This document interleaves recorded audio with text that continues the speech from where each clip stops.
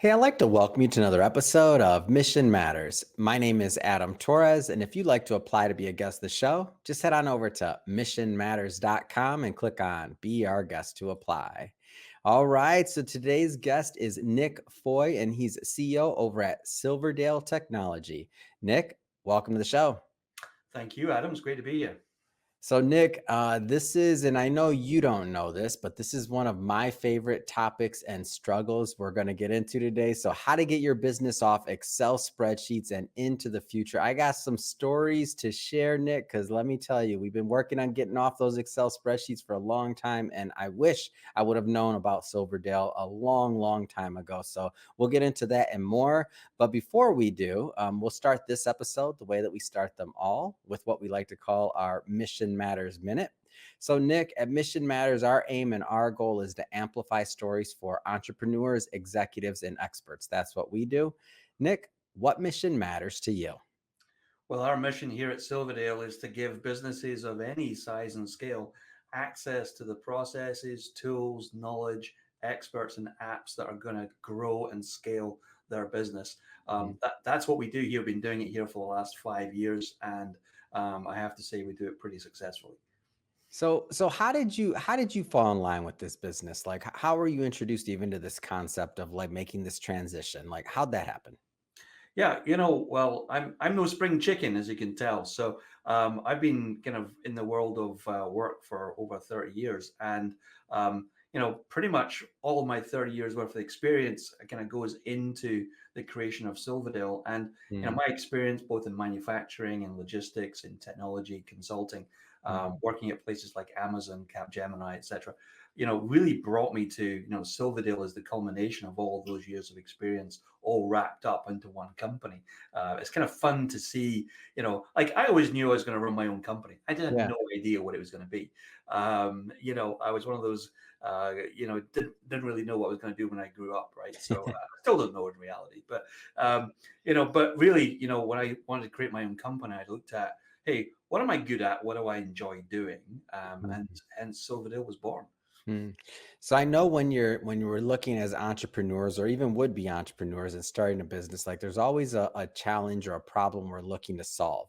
How did you fall in love with it? And this is my words, not yours. How did you fall in love with this problem enough to know that it was going to be something that you were going to spend a significant of your amount of your time and resources and life energy into helping business owners solve? Yeah, so I've always been a problem solver, right? Right from, when I left school and got my first job, I was always a problem solver. I Mhm. got fired from my first job after 3 months, and was described as a, disruptive influence on the production line. That's what it said in the letter. Um, What'd so you do? You know I can't let you off the hook on that one, Nick. I don't care. So I used to work in a video recorder factory that really doesn't Okay. exist now, right? VHS video recorder factory, and the factory had a U-shaped production line. I was on the end of the production line, and I realized after a few weeks of being there that my job was to actually fix errors that were happening elsewhere on the line, Mm, right? And my job was to catch it and fix it. And so once I figured this out, that that's what I was actually doing, is that every time I'd find one of these issues, I'd shout across the production line to whoever made the mistake, "Hey, I've found another one of your mistakes. Hey, fixing another one of yours. Hey, I got one of yours here. I fixed it for you. Don't worry about it." At the end of the day, my team leader was like, "Hey, you got to stop shouting across the production line, right? You're causing absolute chaos. Just stop it, right?" Oh my gosh. To me, it made no sense to me. I was fixing someone else's mistake, and I was 16. I didn't know anything, right? And so anyway, I kept doing it, and eventually I got fired for being a disruptive influence on the production line. But that's been my entire career, quite frankly, from that day Mm, forward, is seeing things that make absolutely no sense. So mhm, my next job, I got replaced by two fax machines. Was the mm, next thing I got replaced by was because my job was to run up and down the yard with production plans and production schedules. And yeah. eventually I said, "Hey, get two fax machines. You can do this all day without me being involved." And of Oh course, my. uh, the response was, "Oh, well, what are you going to do all day then?" And so really, that's been my career all the way through. And as I say, Silverdale is kind of a culmination of all of those things. Mm, I love technology. I love physical operations, whether it be warehousing, manufacturing, logistics, supply chain. mhm, I love helping other people. I've got one of these sets of glasses, I guess, that can see processes and inefficiency in processes right away. Uh, Mm, and I love working with diverse range of clients that we have to kind of solve very, very different problems, right? mm. So I want to get to this concept of getting off the spreadsheet or the Google sheet. Like, when did that specific concept, when was that like, okay, there's a market here for me. This is something that I can sink my teeth into. Like, how'd that happen? Well, first of all, you just do a quick Google search on it, right? There's so many studies being done. Yeah. That up to 90% of all Excel spreadsheets contain errors, right? Mm, And I used to be a very big Excel jockey. Okay, that was mhm. that. I loved Excel. I had my VLOOKUPs and my pivot lookups, and I had my macros, and I had my CSV files all going into. I used to do all that Yeah. magic that people are all around the world do every day. And I used to be really good at it, right? and Mm, but the reality was that when I started getting into the ERP world, I then realized that mm. wait a minute, these ERP systems are way better at doing this stuff. Quite frankly, I shouldn't be doing this. I shouldn't have to do this anymore. Um, Mm. and just that inefficiency of exporting data in the right format and then being able Yeah. to put it back into Excel and do analysis on it, you start to realize this makes no sense, right? And Mhm. so, like back in my Amazon days, we ran a project called Project Mega, right? Mhm. Mega stood for Make Excel Go Away, right? Um, and that's kind of been a mantra of mine now, right into Silverdale is, hey, let's find out what the client's using Excel for, right? Whether it's Mhm. Excel or Google Sheets doesn't really matter. But the concept is the same. Like why are you feeling the need to export this data from whatever system it is you're Yeah. using?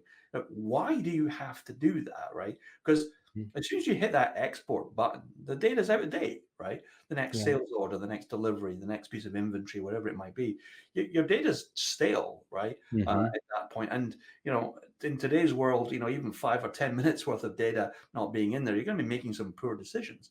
Mm. So, with 90% of Excel sheets having errors and this kind of non-real time nature of it, quite Yeah. frankly, there are much better ways of dealing with your data these days, way better than there was even 10 years ago.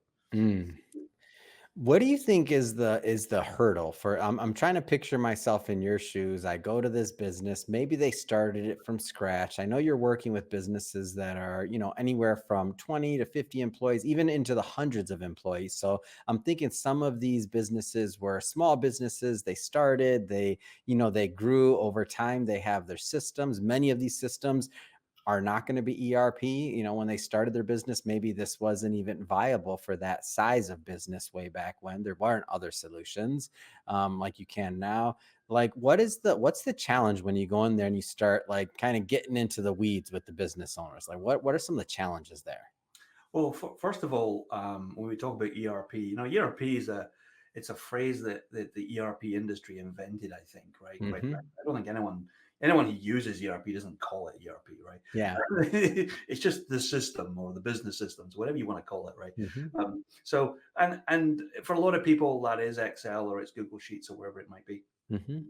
But to answer the specific, when do you know that it's the right time to take the Hmm. leap, right? Well, the answer is yesterday, right? You're already too late. Okay, Yeah. you should have done it already. If you're asking the question, you should have done it already. Hmm. That's kind of my experience. And I guess again, though, 15 years ago, 20 years ago, there just weren't that many great options for Yeah. small, medium-sized businesses. Like they're not going to. You had to be enterprise back then. Am I off? Like Yeah, you had to be enterprise, right? Get something custom built or 100%, right? You'll be spending hundreds of thousands minimum, if not yeah. millions, right, Mm, when implementing an SAP or an Oracle or something like that, right? yeah. And these small, medium-sized businesses, there's no way they're going to make that Mhm. kind of investment, right? Over the last 20 years, really, and especially in the last 10, there's lots of great kind of web-based ERPs now out there. Yeah. We work with Odoo, that's our ERP of choice. Quite frankly, I haven't found a business or an industry that I can't fit into the Odoo system. That's why we've stuck with it for so long, and Mhm. why we continue to focus on it. But the reality is that these systems now are so accessible that Mhm. you're kind of bonkers not to do it, right? Yeah. Especially with the licensing models have all changed in the last few years as well. That Mhm. even as a solo entrepreneur, quite honestly, a single user license for less than $100 a month, like Mm. why wouldn't you, right? Get access Mhm. to all that technology and benefit. And if you get started in the right way, it's a hell of a lot easier than doing it later, right? We do this all the time with clients. They come to us and either they're on a different ERP, or they're coming from Excel, or they're coming from a failed implementation previous. And taking them through a very structured methodology is a very safe, predictable way of them doing it. Because Mm. there's another frightening statistic out there, unfortunately, that 75% of all ERP projects fail to meet their original objectives. Now, Mm. again, if you're a small, medium-sized business, and if you've got a 1 in 4 chance of being successful, like, where are you going to put your money? And it's not in an ERP project. Yeah. So that's been part of our mission at Silverdale, is really making this process much more predictable and reliable, so that people can actually make that investment and get the benefit. Mm, that's interesting. And what does it look like to, and I know this is gonna change from business to business, size of business, industry, what kind of things they're currently using, Excel or Sheets for. But just, high level, if you can walk us through maybe some of the methodology, like what does it take to actually, get off of these Excel sheets or these Google Sheets and into something superior? Like what does that look like, that process? Yeah. So again, this is the ERP industry has been very poor at Mhm. doing this. Quite frankly, the industry itself deals in some very modern software, but operates on some very old techniques, Mm. which, quite frankly, just don't work in today's world and don't work with today's technology or today's Mhm. workforce. Okay, so there used to be this old adage of build the system around your own processes, right? So Yeah. establish your processes first, and then massage the system around that so that it can adapt to you. Quite frankly, that was a stupid way to go. I don't know why the Mm. industry ever thought of that. I don't know why people still say it, quite frankly. Yeah. It's such a bad way of getting your ERP system up and running. Um, Mhm. our approach, again, has been all about predictability and repeatability, right? Um, Mhm. and so we've found over the last, 5 years at Silverdale, but over the last 30 years, the reality is that for most companies, most of your business processes Mhm. actually aren't that different from business to business. When you think about it, everyone buys stuff, stores stuff, makes Mhm. stuff, sells stuff, wants to send an invoice, pays their vendors, one that Yeah. gets a P&L and wants a balance sheet. Well, guess what? You're no different from the building next door, the business opposite you, the one the next town over, right? Mhm. And so what we've done at Silverdale, which is a bit different, is that we already have a library of all these business processes that work in Odoo, right? So we have already Mhm. done all that work, okay? So instead of coming to you and saying, hey, can you tell me how you do it and what you need, okay, Mm. which is the traditional approach, our Yeah. approach instead is to come to you and say, hey, here's how you can do this in standard Odoo plus some of our apps. Why can't you do it like this? Okay. Mm. So as long as you as a business and your people are willing to bend and mold around the standard business processes that we Mhm. have, then you're going to have a much better experience and a much higher rate of success in taking away Yeah. all those risks. So part of our process, really, we don't take on every client that comes to us. Quite frankly, some Mhm. people just aren't ready. Okay, Yeah. they're still trying to figure out, what they sell, who they sell to. They're still trying to figure out Mhm. their own internal processes. No ERP in the world Yeah. is going to compensate for a poor business process. Okay. So Mhm. if you're wanting to implement an ERP because you think it's going to fix all your business processes, Yeah. trust me, it ain't. It's going to make things worse. Okay. Yeah. Because it's going to try and enforce a process it thinks is in place. So the first thing is get your business processes sorted. And if you're Mhm. working with us, use our business processes, right? Because we know they Mm. work. Okay, we've Yeah. tried and tested them. So we go through a very defined three Mm. phases. People are working with us. Our first phase is discovery. That's where we Mhm. do a lot of our business process work. We identify gaps. We identify Yeah. mitigation strategies. And then the second phase is design. So that's when we're actually doing the work, doing all of our user training, our UAT, and Hmm. training our super users, getting our hardware on site, getting that all set up and ready to go. And then the third phase is deliver, where we actually do the transition to go live. And then, very important, Hmm. from day one onwards, of course, is the support and ongoing maintenance and making Hmm. sure that things are sticking. Yeah. And I want, what are those, this process side, when you say use our processes, like talk a little bit about that. Cause I feel that's kind of some of the hidden value to the company that you do choose to work with, whether it be Silverdale or otherwise, but talk a little bit about that. Yeah, absolutely. So we've identified, we've actually got, oh, I don't know how many it is now, but it's thousands now of Yeah. business processes that we have. We have what we call standard business processes. These are things that work um, uh, out of the box, okay, without Hmm. any modification whatsoever. Yeah. And that business process will be something like, for example, will be, sales invoicing, for example, or Hmm. sales quotation, or bank reconciliation, or could be production, could be something like that, right? Hmm. So what we've done is we've structured this into what we call work streams, such as order to cash, purchase to pay. Some people will be very familiar with those kind of work streams. Underneath each work stream, we then have processes, okay? And those processes, we have them in process maps.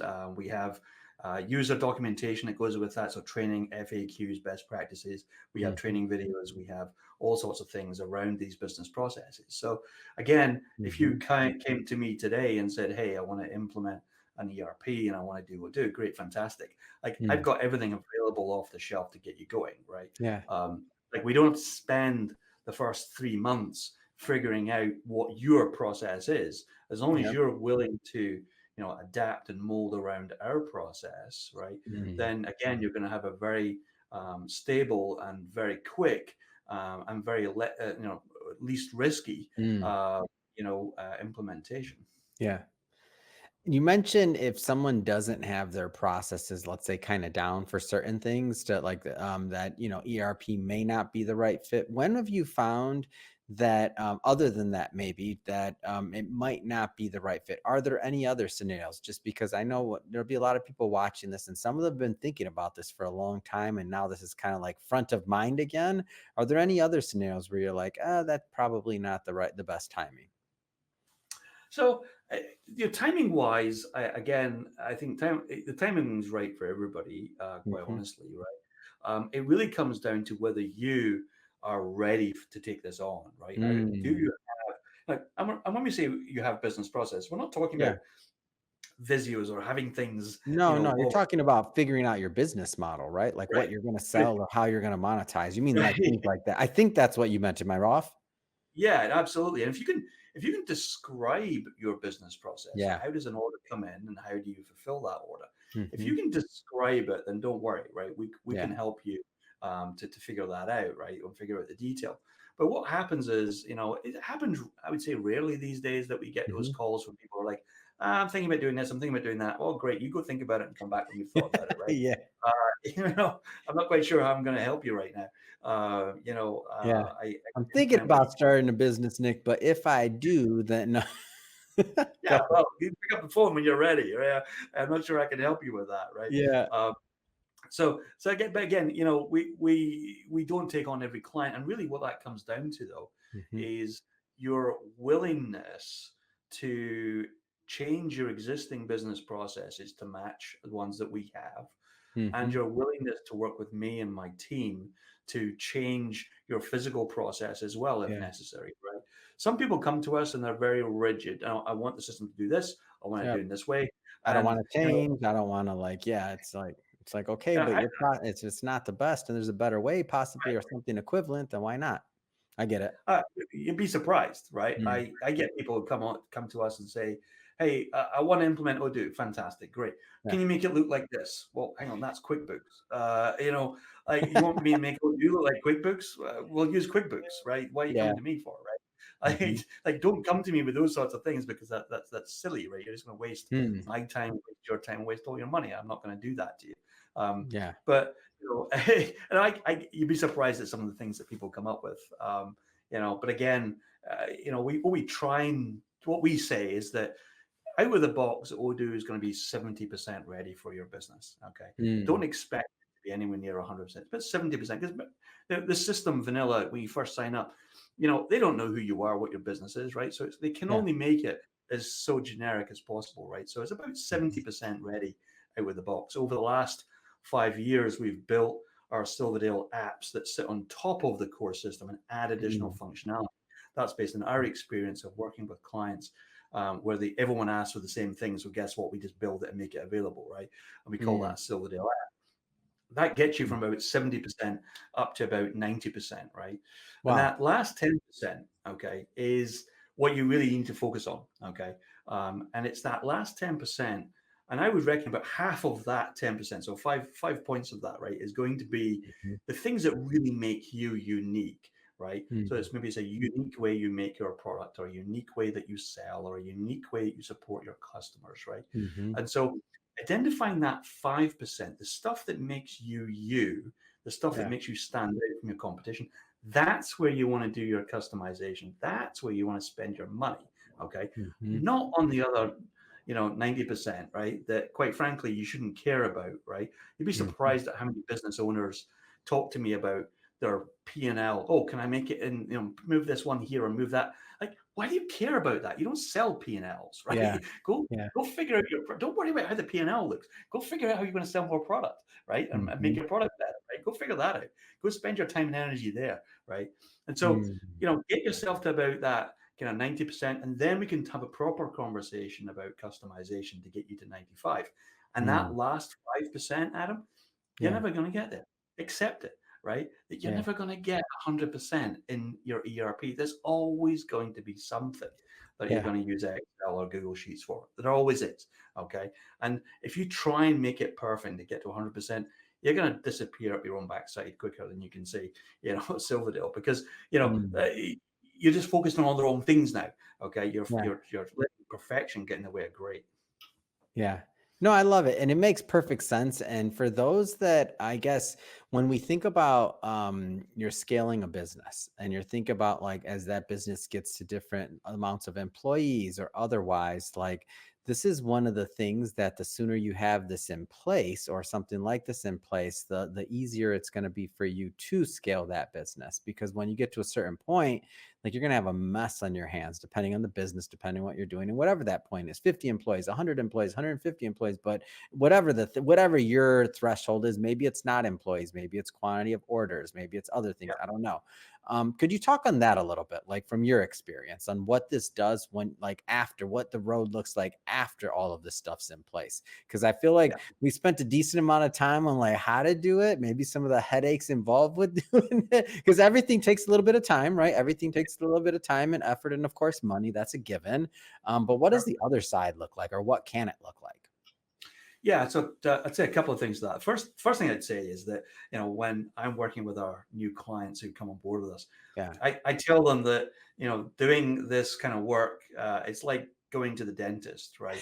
No one particularly likes it. It's going to cost you a lot of money, Yeah. right? But you'll always feel better afterwards. Yeah.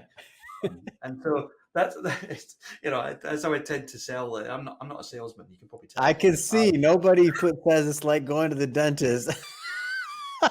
Your sales team is cringing right now, like Nick, we got to get you another line. No, go ahead. Yeah, no, Erin, who's my sales director, she's going to be listening to this. She's going to be like, "Oh my god, we got to stop Nick getting on sales calls. This is not going to help." But I'm a fairly kind of open and honest Yeah. Scotsman, so but that's what it is, right? There's no point. Mhm. There's no point saying to someone that, "Hey, it's all going to be fine and dandy, and it's all Yeah. going to be, you know, uh, you know, rainbows and flowers." It really isn't. Okay, Mhm. it's stressful, and there's going to be some arguments. There's going to be some tension. There's going to be some tears. Yeah. Sometimes, right? Because you know this kind of change, and this is another thing about our organizations, are they ready for this type of change, right? Mm. Are they robust enough? Are they have good communication channels? Do they have good employee engagement, right? These Yeah. things really matter to have real good project success here. This is Mhm. not the reality is that technology is the technology. Mhm. 70% out the box. get another 20% from our apps. They're already Yeah. built, right? Yeah. This is not a technology project, okay? Mm. This is a business It's a great process and point. Mhm. management project, right? And if you've got your IT team running Mhm. your ERP project, trust me, you're doing it wrong. Okay, this Yeah. is not an IT project. Okay, and it's so counterintuitive to some folks, but when you actually think about it, it's true, right? Mhm. This is all about business process and change management, right? Yeah. That's what this is about. So I've forgotten your question. I've been rambling now. I forgot what you asked. Yeah. No, no, I think you got to it, which is like, what does the other side of it look like? Like the Okay. other side of the rainbow, like we're done, everything's implemented. Like now it's, we can move forward, right? This is because I started talking about dentists.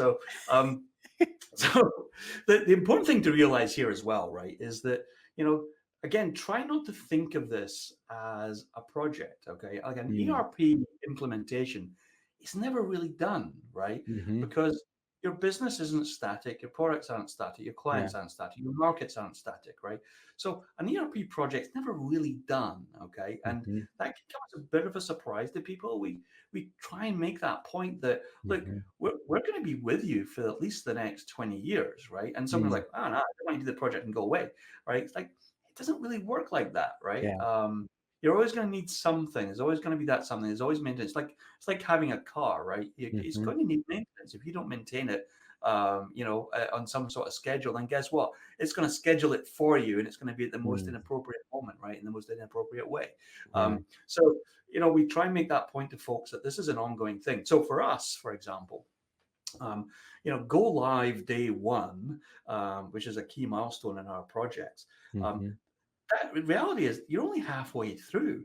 Okay, at that Mhm. point, you're not done, right? You got a long way to go yet, right? We've got Mhm.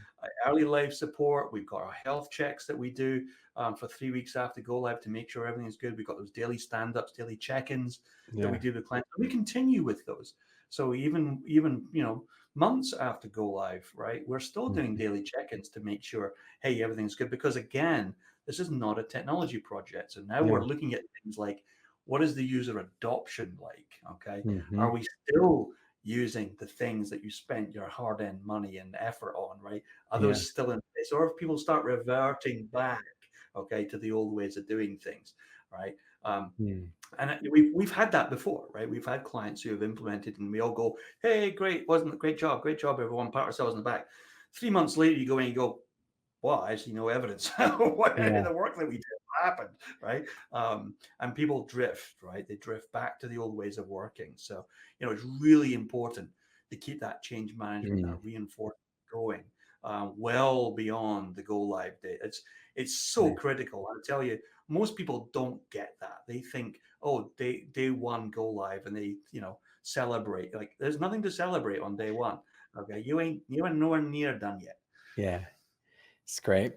Well, Nick, this has been a lot of fun. I mean, I've learned a lot about what it looks like to up your business, to get off, to get implement ERP, and also just your processes. 70% pretty good out of the box. Add another 20% for the Silverdale apps, and then really focus on that remaining 10% to tweak and to hone. And this is an ongoing thing that evolves with your business. So I learned a whole lot. Hope the audience did as well. I just have to ask, what's next? I mean, what's next for you? What's next for Silverdale? Yeah, what's next for us really is implementing some new technology into our Mm. processes. So we've got a great database of tickets and tasks and projects and activities, and you name it. We've got a lot of data now, and we're really working now with some really cool AI tools Yeah. to really scale our business and really achieve our mission of democratizing ERP. And really, what that means is consolidating that knowledge into way more self-service tools to help even more businesses. So that's really what's on the cards for us. Hmm. Fantastic. And if somebody's listening to this and they want to connect and they want to learn more about Silverdale, how do they do that? Yeah, so the two best ways to doing that is to go to our website, which is silverdale.us. And in fact, if you go to silverdale.us/mission, you'll Mhm. drop onto the page specific for this podcast. And of course, we're across all the socials on at Silverdale Tech is our Mm. handle across all the usual suspects. Fantastic. And for everybody that's listening, just so you know, we'll put links to that into the show notes so that you can just click on the links and head right on over. And speaking of the audience, if this is your first time with Mission Matters and you haven't done it yet, hit that subscribe or follow button. This is a daily show. Each and every day, we're bringing you new content, new ideas, and hopefully new knowledge and inspiration to help you along the way in your journey as well. So, again, hit that subscribe or follow button. And Nick, thank you so much for coming on. It's been a pleasure. Thank you, Adam. It's been fun.